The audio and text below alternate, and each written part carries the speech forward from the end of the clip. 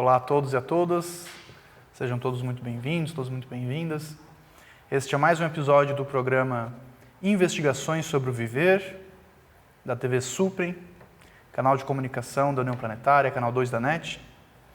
E hoje eu trouxe um tema para refletirmos juntos sobre uma visão um pouco diferente do que nós, que temos a cultura judaico-cristã em nossa raiz, né, no mundo ocidental, estamos acostumados, que é o conceito de Deus impessoal da natureza.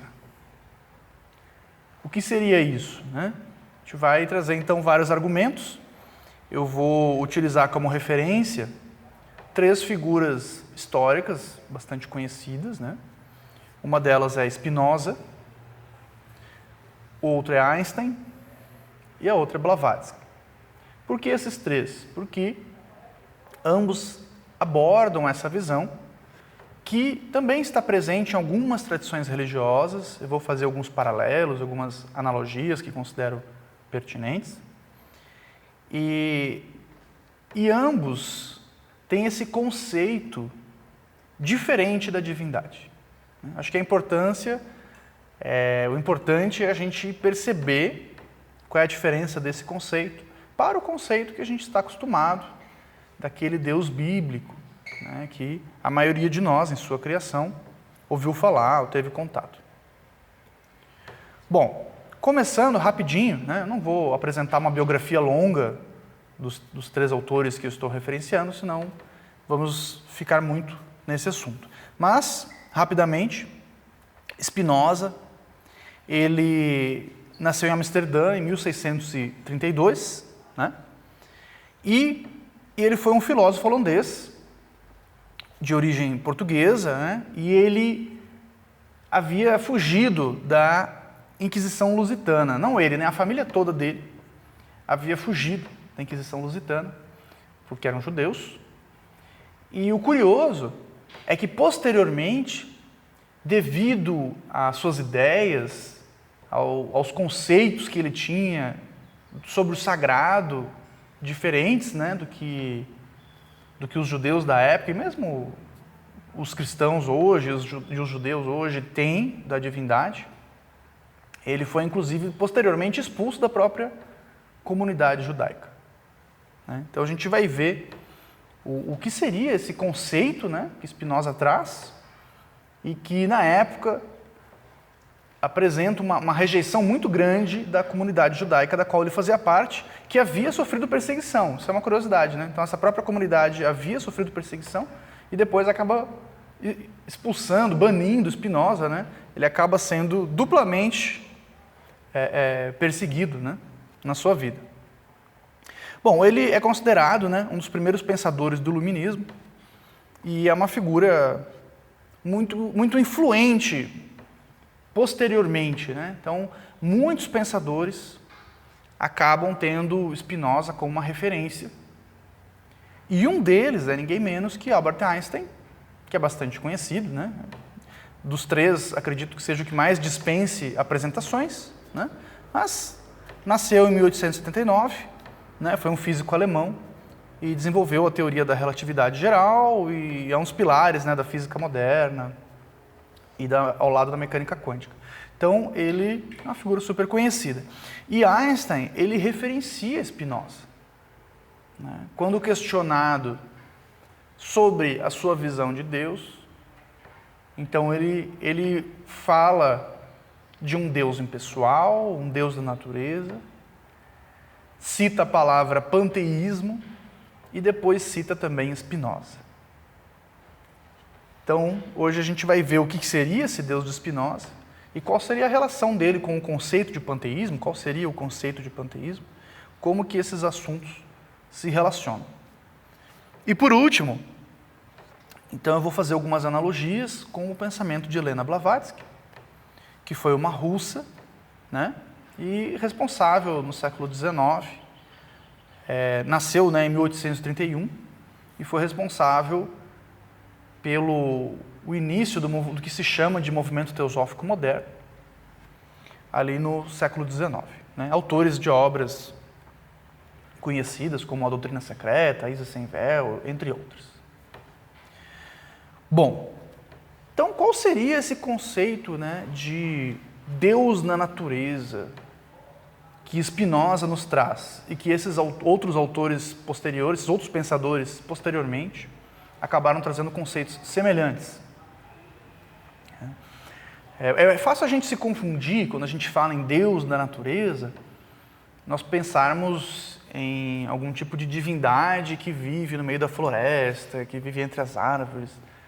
Uma vez falei desse conceito com uma pessoa e ela disse assim, o Deus da natureza, a religião da natureza, seria a dos celtas, né? Porque os celtas viviam, né, no meio da natureza, mas não é exatamente isso. Quando a gente fala em natureza aqui, nós não estamos nos referindo somente ao reino vegetal, né, às árvores, aos pássaros, aos animais, claro que tudo isso também, mas nós estamos falando da própria realidade. Então essa natureza é toda a realidade, né? Todo o universo, o nosso planeta, nós fazemos parte dessa natureza. Então, se nós pensarmos que os precursores da ciência moderna, como a gente conhece hoje, eram anteriormente chamados de filósofos da natureza. Por que filósofos da natureza? Justamente porque eles estavam analisando a natureza das coisas. Seja uma análise biológica, seja uma análise das leis da física, como conhecemos hoje, né? Mas, inicialmente, não haviam essas divisões das áreas da ciência como hoje existe, como disciplina, como área profissionalizada. Mas, no início, né? Então, os filósofos da natureza analisavam a natureza das coisas, observavam a natureza, seja a natureza do reino vegetal, do reino animal, das leis da física, do movimento dos astros, até a natureza do próprio ser humano. Então, como que o ser humano vive no mundo, como que ele socializa, né? Nós temos hoje as ciências humanas, que também, né, nascem com esse exercício de observação da natureza. Bom, então o que seria esse Deus de Spinoza? Spinoza diz, então, né, que a divindade, para ele, seria a totalidade da existência, a totalidade de tudo que existe, e não uma divindade separada da sua criação. Na Grécia antiga, esse conceito era chamado de monismo. Então, era a visão de que tudo, seja material ou espiritual, fazem parte de uma mesma coisa, né?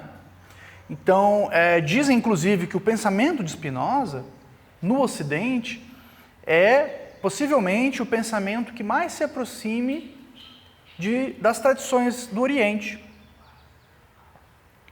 Porque se nós pensarmos na Índia, por exemplo, nós temos a tradição do Advaita Vedanta, tradição não dualista, que é justamente isso, né? Que se diferencia da tradição dualista. A tradição dualista pensa no mundo físico e no mundo espiritual como elementos separados, enquanto a não dualista pensa em tudo como sendo uma coisa só. A princípio, quando a gente fala disso, né, parece que, não, mas é mais ou menos a mesma coisa do Deus bíblico, né? Porque a gente também fala que ele é onipresente, né? Está em tudo. Na teoria, sim, mas na prática, as religiões do Ocidente, elas cultuam seu Deus como algo separado.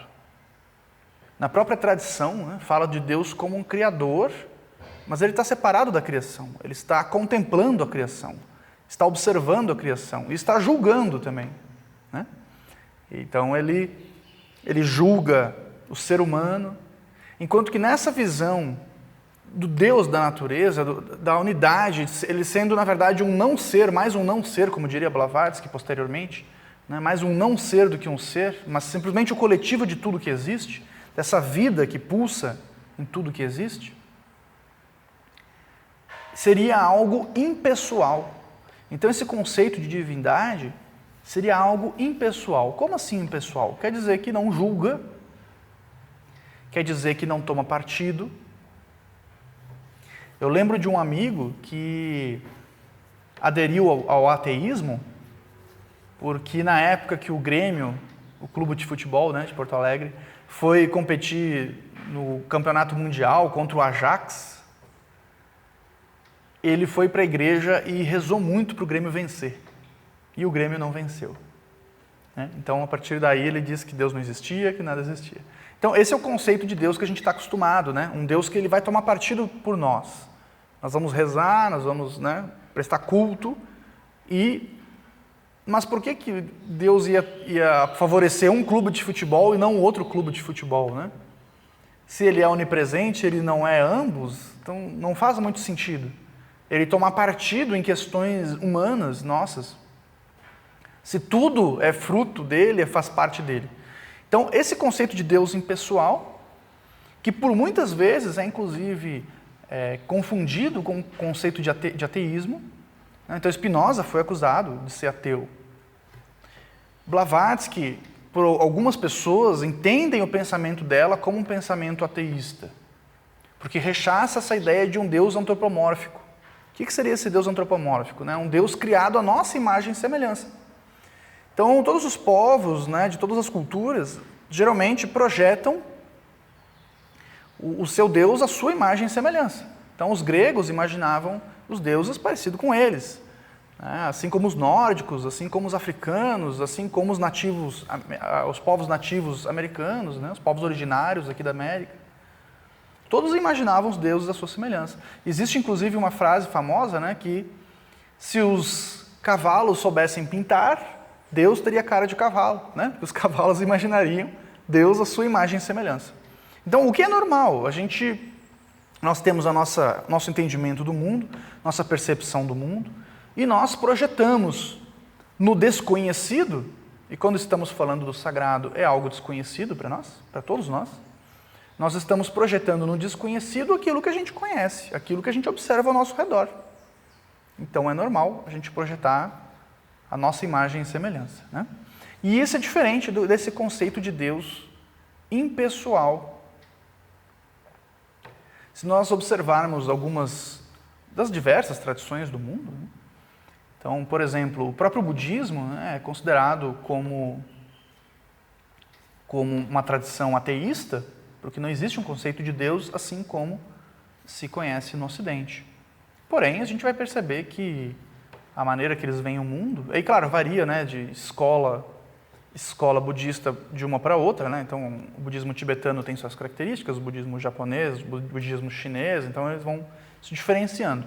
Mas, de maneira geral, a gente vai perceber que esse mundo deles está recheado de vida. Está recheado de vida, de transcendência, de uma vida que continua, e uma vida conectada uma coisa com a outra, e regida por leis. A gente pensa assim, mas se não há um Deus, então não há nada que regule a nossa ação. Mas, segundo Spinoza e posteriormente Blavatsky, que eu já vou detalhar um pouco mais, existem leis naturais, causa e consequência de tudo que nós fazemos no mundo. Mas algo impessoal, algo que não julga. Algo que é simplesmente, para cada ação nossa, vai haver um efeito colateral. E o mesmo ocorre com a natureza. Para o mundo ser como é, existem efeitos colaterais que são as leis da natureza. Então, para que possa existir, há uma consequência. Cada ação há uma reação, que novamente se assemelha a conceitos de tradições orientais, como o conceito de karma, por exemplo. Nós poderíamos citar outras tradições. Eu tive uma aula, certa vez, com um teólogo africanista de Porto Alegre, o Baba Hendricks, e ele trouxe um conceito que era algo que eu já pensava daquela maneira, mas é muito bom ver alguém muito mais qualificado do que eu no assunto, trazendo, confirmando algo que já era de meu entendimento. Então, por exemplo, nas tradições da África, muitos têm os orixás como divindades, né? Enquanto que, segundo Baba Hendricks, e eu também entendo assim, eles são apresentados mais como se fossem equivalente aos anjos da mitologia judaico-cristã.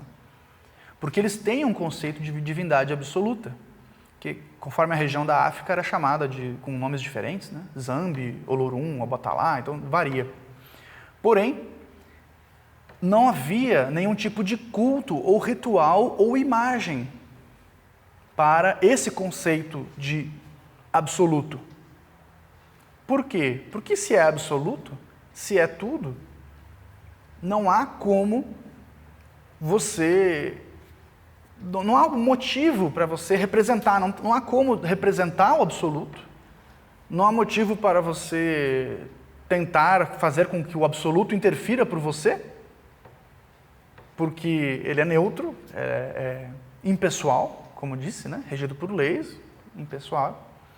E, como diria Blavatsky, qualquer adjetivo que a gente dê, qualquer atributo que a gente tente, né? Se a gente disser, Deus é maravilhoso, mas maravilhoso ainda é uma palavra que é um atributo limitado. Então, nós estamos tentando limitar algo que é ilimitado.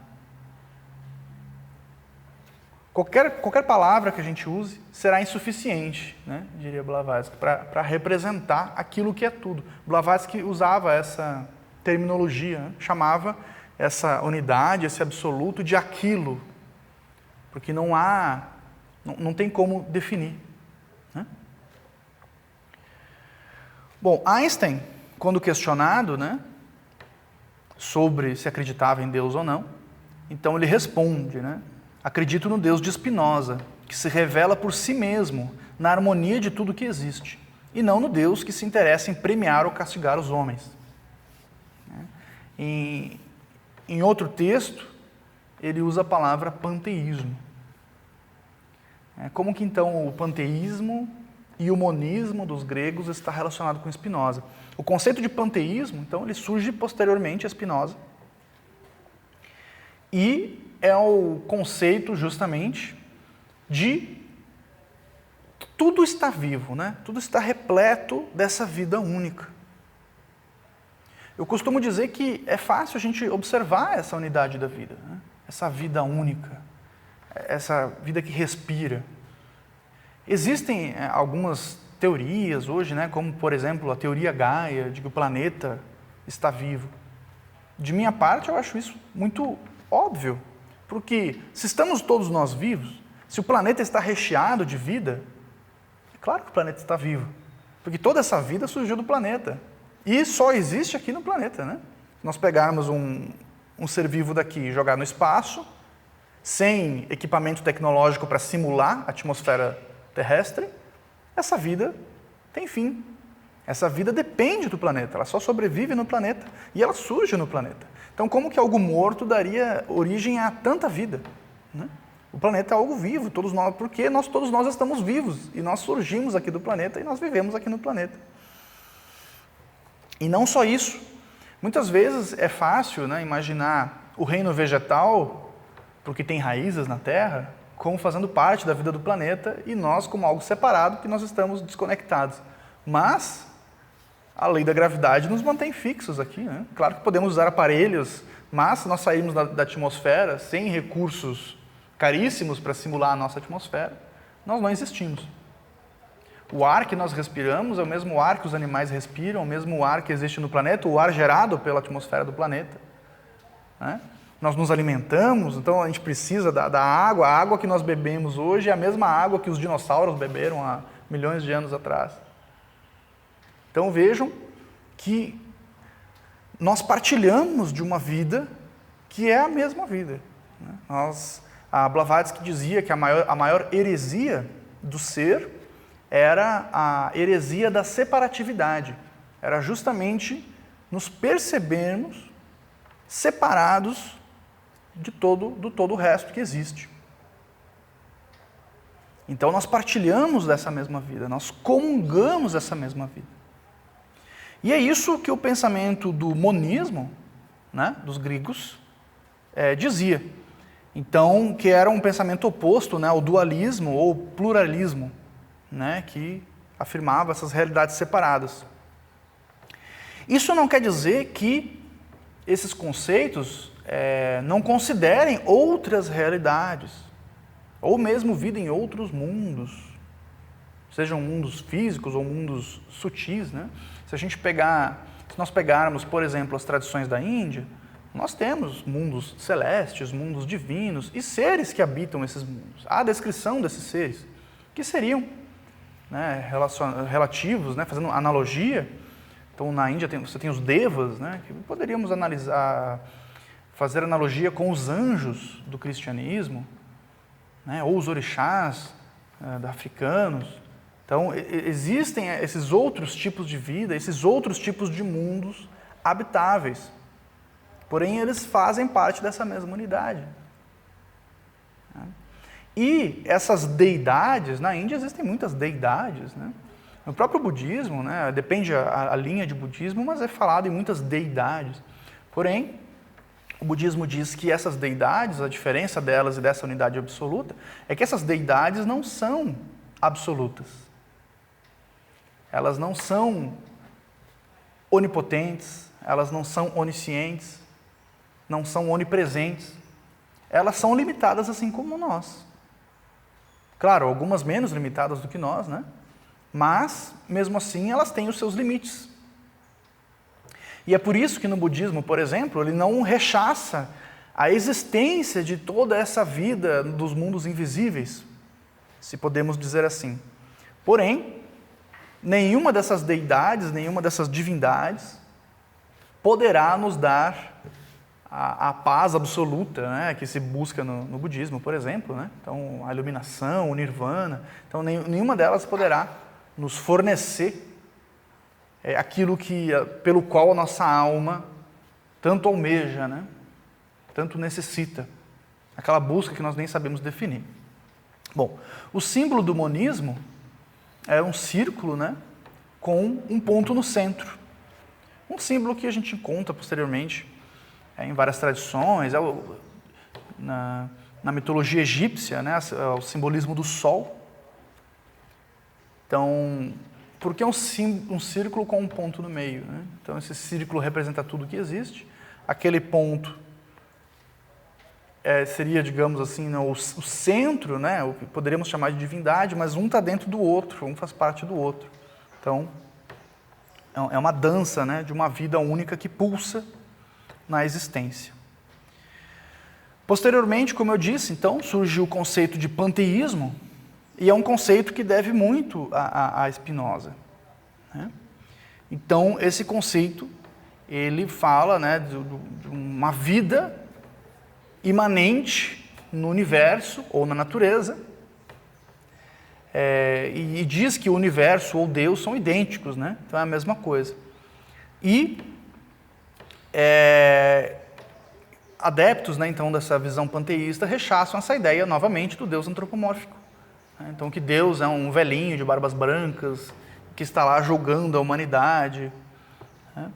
Então, o termo, né, vem do termo grego pan, que significa tudo, e theos, que significa Deus, né? Então, panteísmo seria Deus em tudo, ou tudo é Deus, algo nesse sentido.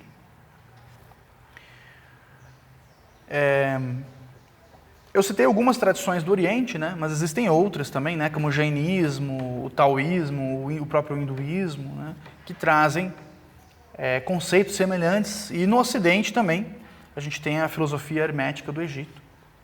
Então, várias tradições que trazem conceitos parecidos dessa divindade impessoal na natureza. Blavatsky, eu trouxe aqui, eu vou fazer alguns comentários, né, sobre a definição de Deus que está na capa do Glossário Teosófico, publicado no Brasil em língua portuguesa, a versão aqui do Brasil. Na capa existe a definição de Deus. E essa definição ela é bem complexa. Então eu vou citar aqui alguns trechos e fazer alguns comentários. Então diz Blavatsky, né, sobre essa divindade: o ser supremo e inefável, incompreensível para a inteligência humana. Depois eu vou voltar a Spinoza, fazendo uma dança aqui dos dois conceitos, né? Blavatsky, assim como Spinoza, afirma que nós não temos capacidade de compreender essa totalidade. Spinoza falava que esse absoluto, ele tinha muitos aspectos, né? Tinha muitos atributos, mas nós só poderíamos conhecê-lo através de dois, nós só tínhamos acesso a dois. Depois eu vou detalhar mais isso. Blavatsky dizia que a mente finita, que é a nossa mente, não pode contemplar o infinito.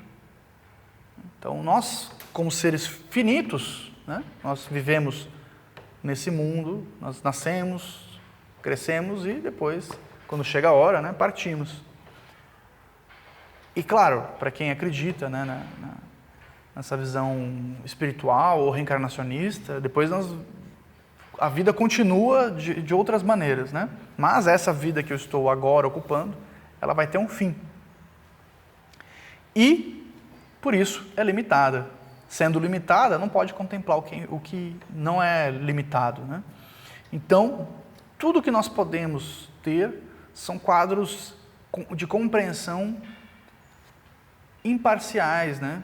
Incompletos, né? Incompletos, parciais. Nós não podemos contemplar na sua totalidade.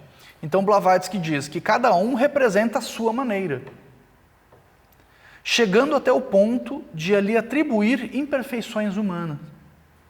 Então é o que a gente estava falando, né, do antropoformismo, né? Transformar Deus num ser humano, parecido conosco, que fica zangado, fica irado, fica com inveja, fica com ciúmes. Isso a gente tem no Deus judaico, no Deus cristão e também em várias mitologias, né? Se a gente pensar nos deuses gregos também, então eles ficam irados, né? Enfim, eles têm características humanas que nós atribuímos a eles. Então ela diz, né, Blavatsky, que a teosofia rechaça a ideia de um Deus pessoal. Esse Deus personificado, extracósmico e antropomórfico, né? Por que extracósmico? Porque ele está fora, né, do universo, né? Existe o universo, que é a criação, e esse Deus está de fora observando. Então essa ideia é rechaçada, de que sejam duas coisas separadas. Como que Deus iria ficar zangado com a humanidade se a humanidade é Ele também, né? Faz parte dele também. Então toda a natureza é Ele. Eu sou, ou aquilo, né, como Blavatsky dizia, né, porque ele a gente já está definindo um gênero, né, já está colocando atributos, já está diminuindo essa coisa única, absoluta.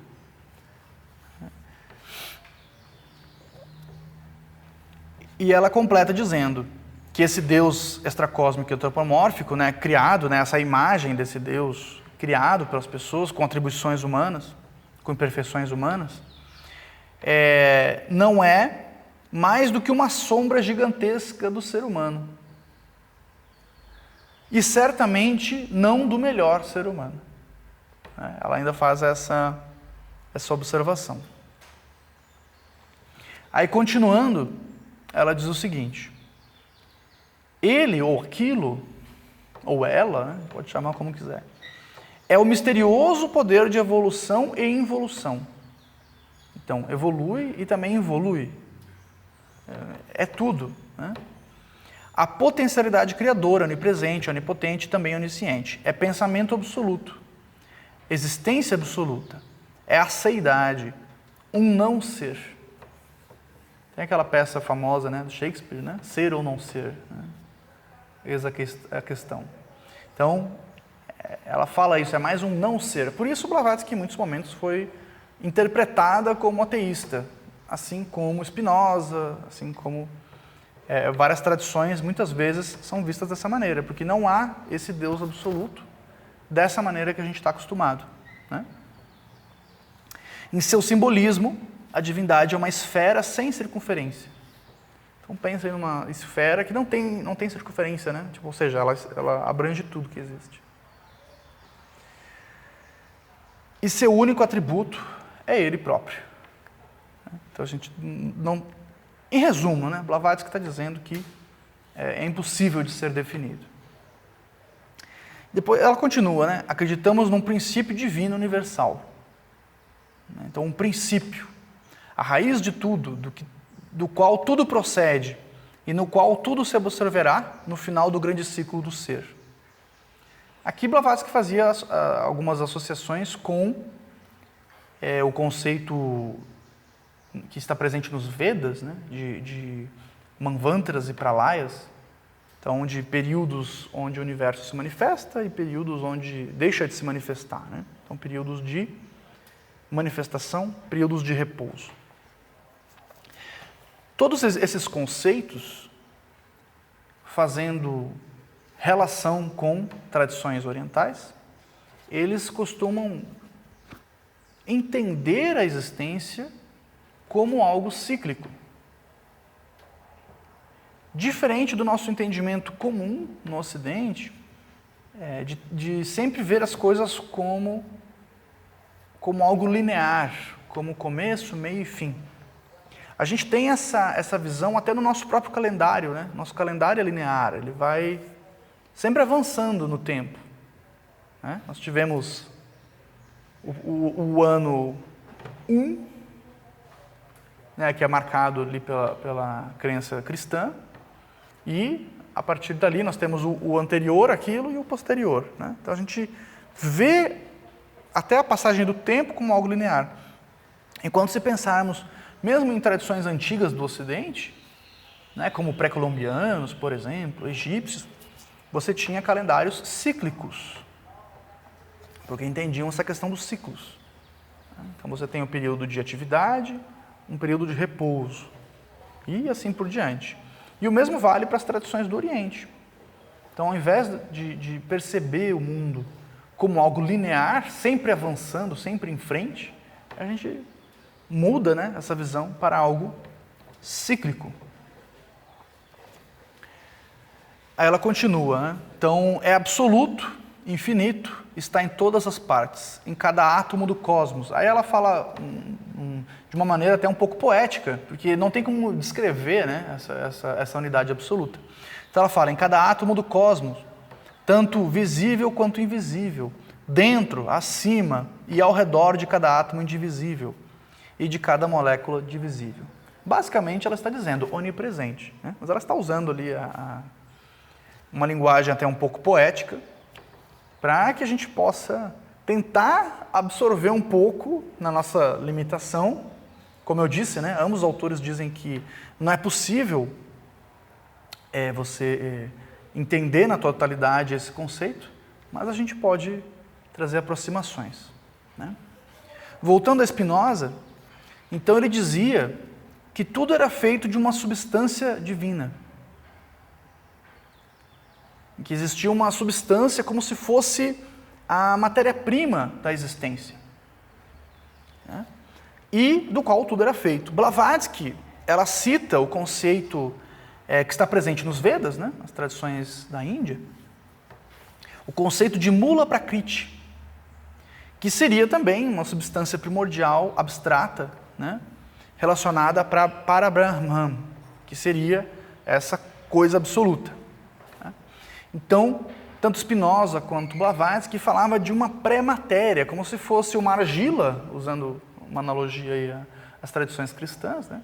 Como se fosse uma argila que, modelada, conforme é modelada, dá origem a tudo que existe. Então, é como se todos nós fôssemos feitos da mesma matéria-prima. E quando eu digo todos nós, eu não quero dizer somente os seres humanos, mas os seres humanos, a água, o ar, o fogo, a madeira, as árvores, as pedras, as estrelas, tudo, né? É fácil a gente perceber essa relação, essa vida que uma depende da outra, interrelacionada, se nós pensarmos na questão do nosso planeta, na relação do nosso planeta com a nossa estrela do nosso sistema solar, né? O nosso Sol. O nosso Sol mantém a nossa órbita e a nossa única fonte de energia. Toda a energia que gera vida no planeta vem do nosso Sol, né? Se acontecer alguma coisa no nosso Sol, se ele por algum motivo deixar de brilhar, toda a nossa vida aqui se extingue. Então percebem como essa vida está relacionada. Eu estou agora me movendo por causa da energia do Sol, né? Que alimentou as plantas, que por sua vez alimentou os animais e que por sua vez proporcionou oxigênio para que pudéssemos respirar, né? Através do processo de fotossíntese, todos nós aprendemos sobre isso. Então vejam como a vida é interligada, como é interdependente. Não é nenhuma vida isolada, nenhum ser consegue existir sem essa conexão com tudo que existe, né?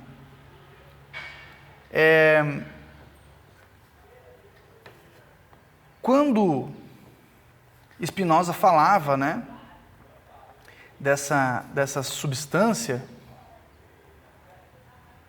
ele falava de 2 atributos, né, que a existência tinha, né? Então, um era a percepção mental que nós temos das coisas, né? Nós podemos perceber o mundo, né? Nós temos o pensamento. O pensamento é algo que existe para o ser humano, né? Embora a gente não vê, mas nós estamos agora, nesse momento, navegando nesse princípio.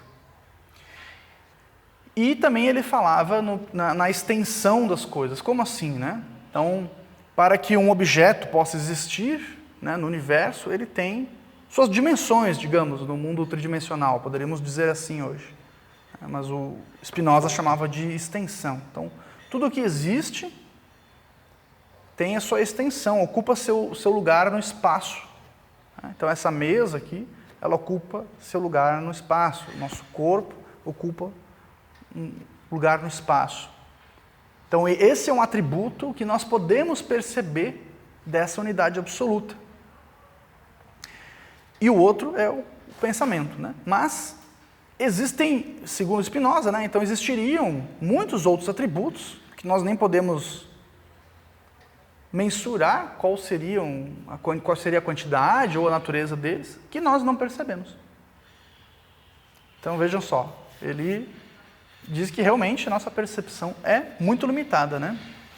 E voltando a Blavatsky, então Blavatsky trazia aquele conceito, né, de que o finito não pode compreender o infinito.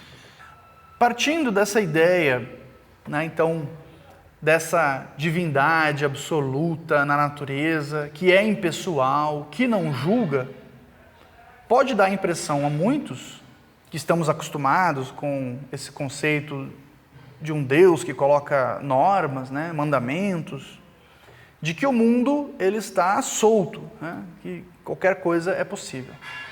Como que Spinoza entendia essa questão? Então, Spinoza dizia sobre livre-arbítrio, ele falava que nós não éramos tão livres, né, quanto imaginávamos ser. Partindo desse conceito, né, então, de uma divindade absoluta, porém que é impessoal e que vive em tudo que existe, vive na natureza, né, tudo. É tudo que existe, tudo que não existe, tudo que a gente pode perceber, tudo que a gente não pode perceber. É o meu corpo, é meu pensamento, é minha fala. Então, tudo isso é essa coisa única.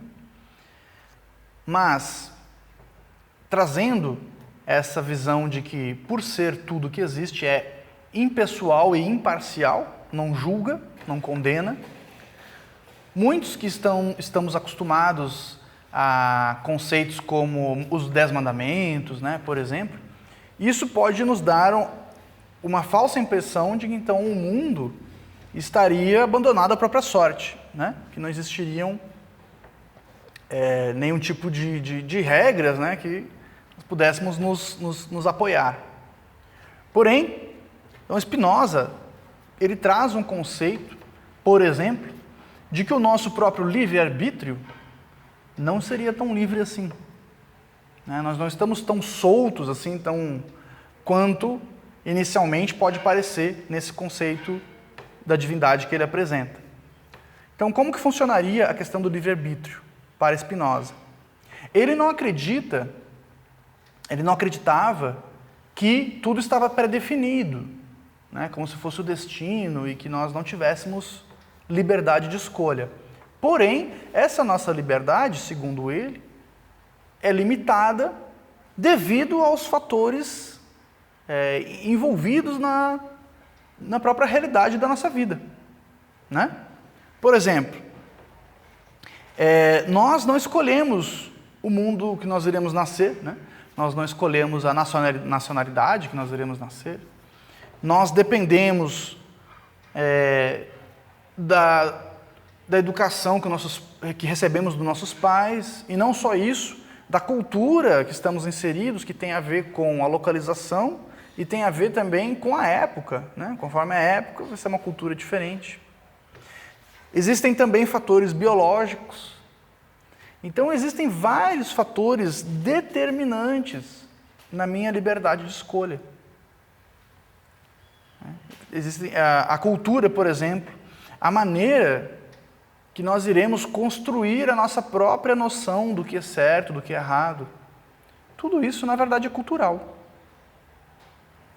Eu costumo dizer que a gente tem que cuidar muito para não confundir uma vida espiritualizada com uma vida moralista, né? Porque nós recebemos da nossa cultura, dos nossos pais, do ambiente que nós estamos inseridos e no qual fomos criados, conceitos do que seria certo e errado, e que talvez para a natureza seja um pouco diferente, né? Então existe a diferença do o que é o certo e errado para a natureza e o que é para a nossa cultura. Então esse conceito de uma divindade na natureza seria, como Spinoza apresenta, né, um conceito que nos libertaria da autoridade religiosa, inclusive, por exemplo. Isso não significa que não podemos ter uma comunidade religiosa, uma prática religiosa, até um conceito religioso. Nós podemos praticar, estarmos inseridos dentro de uma religião. Mas esse conceito, essa percepção de que a verdadeira religião é a própria natureza, de que essa divindade seria a própria natureza, nos dá a liberdade e até a necessidade de compreender a natureza, né? De que talvez nem tudo seja como está nas Escrituras, porque as Escrituras são tentativas limitadas, como tudo que existe nesse mundo, de compreender essa natureza mais abrangente. Então, essa visão de um Deus da natureza nos daria autonomia para investigar, para analisar a natureza das coisas do reino vegetal, do reino animal, do universo, das estrelas e também do próprio ser humano. A natureza da psique humana, quais são as nossas necessidades, quais são nossos anseios. E nisso talvez poderemos, né, nos tornar com isso um pouco mais livres. O que Spinoza salienta, né? Então, onde nascemos, a família na qual estamos inseridos, todos esses conceitos e questões também biológicas, né? Então, será que é meu livre-arbítrio definir a hora que eu vou sentir fome, a hora que eu vou sentir sede, ou será que são questões biológicas? Então tem tudo isso. Então existem uma série de fatores. E Spinoza também falava em causa e efeito, né? Então, se eu pegar uma faca agora e sem querer ou querendo, né, fazer um corte no meu dedo, isso vai ter uma consequência. Eu vou sentir dor, eu vou sangrar. Então, tudo que eu faço tem uma consequência. Isso se assemelha muito ao conceito de karma, né? Ou como se chama no Ocidente, lei de ação e reação, que seria basicamente isso, né? Então, uma consequência dos nossos atos. E o próprio universo em si, ele tem as suas próprias causas e suas próprias consequências, que são nada mais do que as leis naturais. Muitas conhecidas pela ciência acadêmica, por exemplo, mas que talvez tenhamos, né, muitas ainda por descobrir. E, como diria Blavatsky, não exatamente a existência de um sobrenatural, porque não há nada além da natureza, tudo faz parte da natureza. Não há nada que possa enganar as leis da natureza. Porém, talvez essa natureza seja muito mais abrangente do que nós costumamos conceber. Grato pela atenção de todos e até o nosso próximo encontro.